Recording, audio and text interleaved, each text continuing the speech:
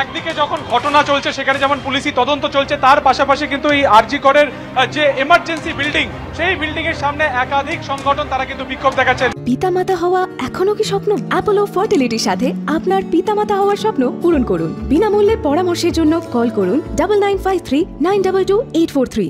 একদিকে medical college হাসপাতালের বেশ কিছু পড়ুয়া তারা বিক্ষোভ দেখাচ্ছেন, তার পাশাপাশি কিন্তু এআইডিআইও এআইডিএসও তাদের তরফেও কিন্তু এখানে তারা বিক্ষোভ দেখাচ্ছেন এবং এই গোটা ঘটনায় তদন্তের নিরপেক্ষ তারা তদন্তে কিন্তু দাবি জানাচ্ছেন। যেখানে মেডিকেল পড়ুয়ারা রয়েছেন, তার পাশাপাশি দেখতে পাচ্ছ যে সজল ঘোষ, কৌস্তব বাগচি, অন্যদিকে কিন্তু অর্চনা মজুমদার অর্থাৎ বিজেপি নেতৃত্ব তারাও কিন্তু বিক্ষোভ দেখাচ্ছেন। কিছুক্ষণ আগে পুলিশের সাথে কার্যত সজল ঘোষের বচসা বাঁধে যে কোনোভাবে তাদেরকে ভেতরে কেন ঢুকতে দেওয়া হচ্ছে না, এবং এই মুহূর্তে তারা কিন্তু রাস্তায় বসে পড়েছেন। আমরা সরাসরি একবার সজল বাবুর সাথে কথা বলার চেষ্টা করবো। সজলদা, আপনি এখানে বসে আছেন, ইতিমধ্যে ম্যাজিস্ট্রেট লেভেলে এনকোয়েস্ট হয়েছে, পিএম এর জন্য গিয়েছে, এবং তো আমরা নিরপেক্ষ জায়গায় আমরা এর তদন্ত চাই, এই ইনকোয়েস্টটা চাই নিরপেক্ষ জায়গায়। এই যে পোস্টমর্টেম, এটা নিরপেক্ষ জায়গায় চাই। আমরা এর আগে দেখেছি বহু পোস্টমর্টেম হওয়ার পরেও হাইকোর্ট সন্দেহ প্রকাশ করার পর আবার পোস্টমর্টেম হয়েছে। এক্ষেত্রেও আমরা তাই চাই। দরকার হলে আমরা কোর্টে যাব, দরকার হলে আমরা কাল কোর্টে যাব, বা আমার সাথে কথা বলি, পরিবারের সাথে কথা বলি, দরকার হলে আমরা কাল কোর্টে যাব। পরিবারের তরফে বাবা একদম ভয়ানক একটি দাবি তুলেছেন, মারাত্মক অভিযোগ করেছেন যে ধর্ষণ করে খুন করা হয়েছে তার মেয়েকে। আমাদেরও তাই মনে হয়। আমি তো মুখ্যমন্ত্রীর মতন নয় যে টিভিতে ছবিও দেখতে পেলাম না।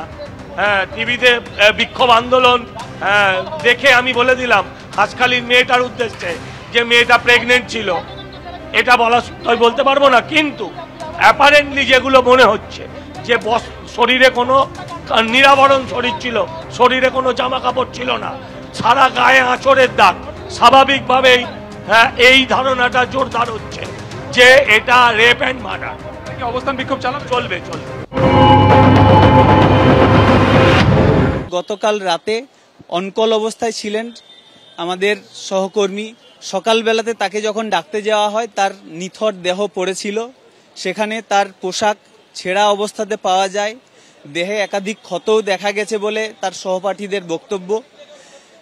এই অবস্থাতে আমরা সাসপেক্ট করছি এটা একটা ক্লিয়ার কাট রেপ এবং খুনের ঘটনা। এত বড় হাসপাতাল, এতজন মহিলা চিকিৎসক এখানে নাইট ডিউটি করেন, কিন্তু কোথাও সেপারেট মহিলাদের জন্য অনকল রুম, তাদের উপযুক্ত নিরাপত্তার ব্যবস্থা নেই। তাহলে এই ঘটনার সম্পূর্ণ দায় কর্তৃপক্ষকে নিতে হবে।